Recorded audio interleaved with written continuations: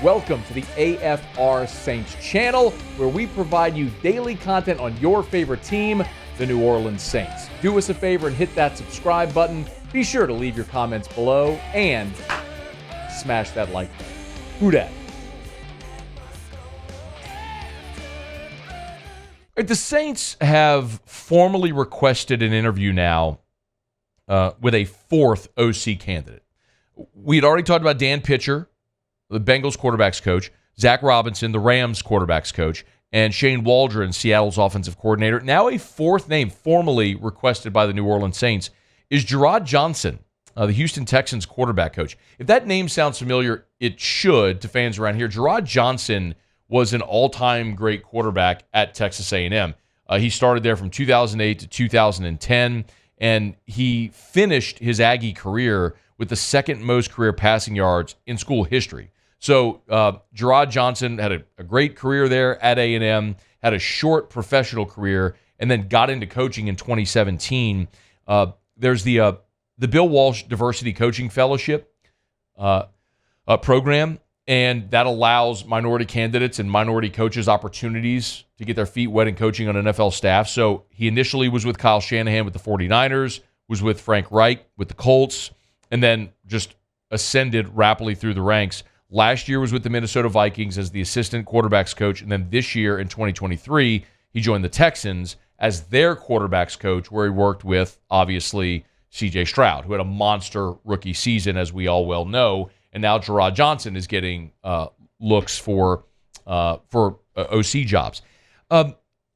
Someone asked me this morning who my choice was. Like, if I could pick who my choice was for Saints OC. And I didn't have an answer. And I hate that, because I tell you every day, man, if you come to the show and I'm talking about something, I'm gonna have an opinion. You may not like it, like you may disagree with me, and that's fine. But you're never going to wonder, I wonder what Scone thinks about this. I'm always going to tell you what I feel. I mean, that's the nature of a sports talk show. You have opinions. So I hate that I don't have a hard and fast opinion on this, but the really tough part is when you look at the way that offensive coordinators are being hired. And you know the old adage, like the NFL is a copycat league, and it's true. I'm going to illustrate this here in a second. But it's so hard because I feel like we have so little information. What I do know is what I'm looking for in an offensive coordinator. Maybe by telling you what I don't want, it'll tell you what I want. What I don't want is an NFL retread. Look at the top offenses in the NFL right now. And what do they all have in common? Man, you look at some of the best offenses in the NFL, and you consistently see young offensive minds, young offensive play callers, plucked from McVay's tree or Shanahan's tree. Like Mike McDaniel is a 40-year-old head coach who had just been an offensive coordinator for one season before he got that job. Look at Kevin O'Connell with the Vikings, 38 years old, had been an OC for 1 year, and then he gets the head coaching job. Or he had one OC stop, he gets the head coaching job. When you look at how this is progressing, I mean, even back to Sean McVay became an offensive coordinator in the NFL at 27 years old. And look at what happened. So everyone is trying to replicate that success. So I look at, McVay became Washington's OC at 27. Bobby Slowick. Look at Houston. We're talking about Jerrod Johnson. Bobby Slowick, this year in 2023, this was his first year as an offensive coordinator. He's 36 years old. He had just been an assistant in Washington and then San Francisco with Kyle Shanahan. He gets hired by Houston as the OC 1 year as the OC. Now Bobby Slowick's getting head coaching interviews. Look at Ben Johnson in Detroit. You see the pattern. These are all 30-somethings.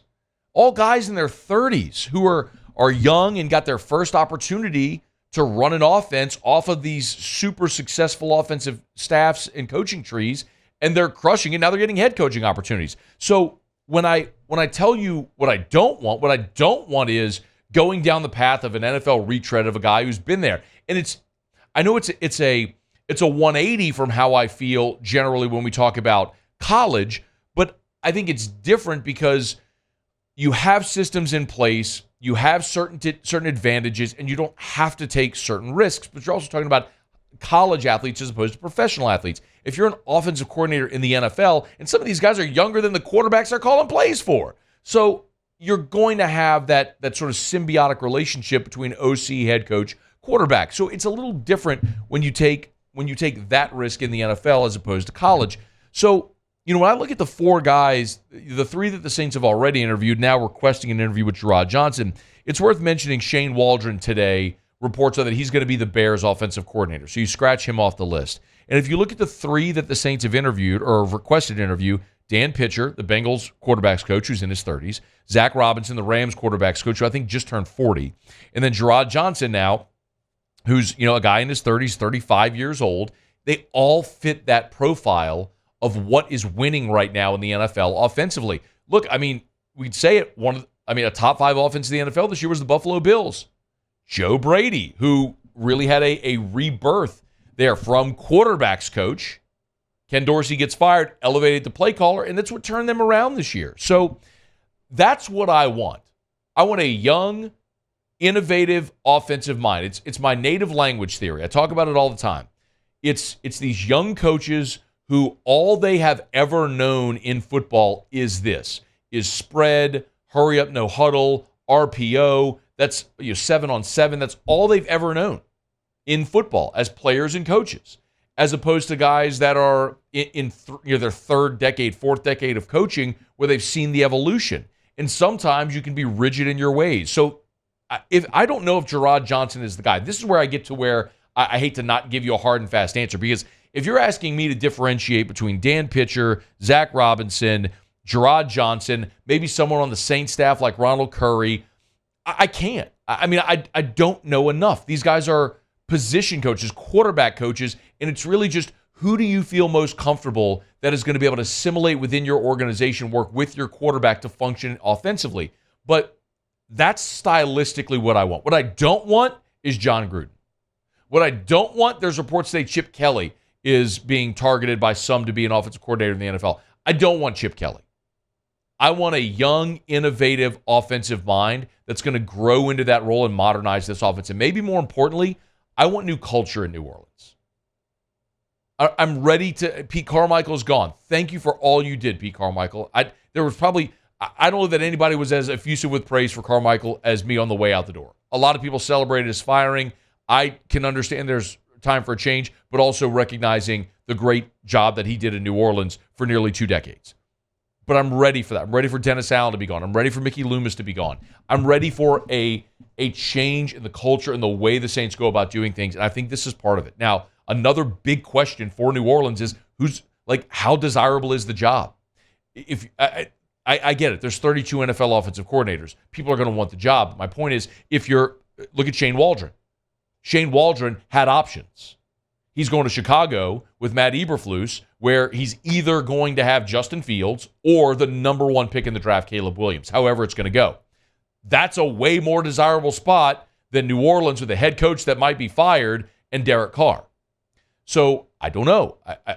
You didn't get Shane Waldron. Who else in that pecking order is going to be a target for New Orleans? And that's going to be a desirable spot. It remains to be seen. So I can't tell you definitively that I have a hard and fast answer of who I want to be the offensive coordinator, but I can tell you what I want and certainly what I don't want at OC. We'll keep following this as it moves along as the Saints try to finish off their staff. Hey, thanks so much for watching. Please leave your comments. I love to interact, and be sure to hit the red subscribe button below.